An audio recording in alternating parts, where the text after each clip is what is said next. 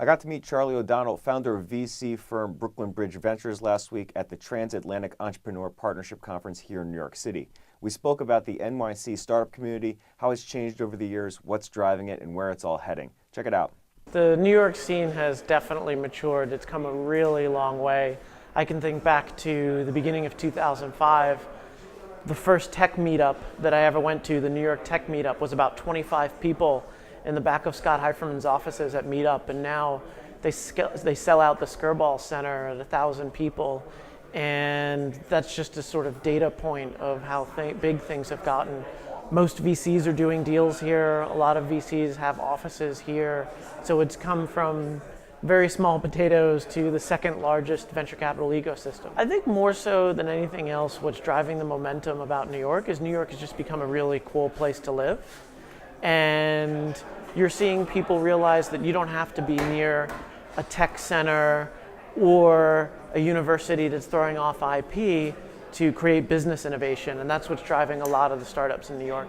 I think New York has gotten a lot of its momentum because New York City has become a really interesting place to live. Crime is down, neighborhoods are changing in a really positive way, and that's really the main ingredient of what's going on in New York. Secondarily, I think you're seeing a lot of business innovation that doesn't really require IP coming out of a university, new chips or routers or all that sort of stuff. We're seeing companies build near customers, near industry, and I think that's what's helping New York take off. I think 5 years from now, my prediction for the New York startup scene is that we've seen a lot of the companies that are at scale. You talk about companies like Mongo or Guilt or Etsy, that some of those companies have exited. Maybe they've gone public, maybe they've sold off, and it's created a whole new generation of angels and startup employees with experience that are now going off and doing their own things, because we've got a critical mass of these large companies now, and hopefully within 5 years they're going to have an exit opportunity.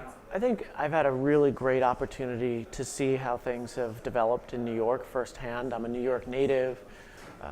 Over the last 10 years, I've seen a lot of really positive changes in the ecosystem.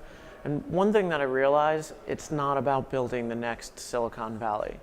So I think that sometimes cities look at what's happened here and think that there's just a checklist of, getting a Techstars affiliate and a General Assembly location and poof, instant startup village. And those things are important and they're extremely helpful, but I think each city has its own unique flavor, its own opportunity. And so I think that those cities should really figure out, what do they do well?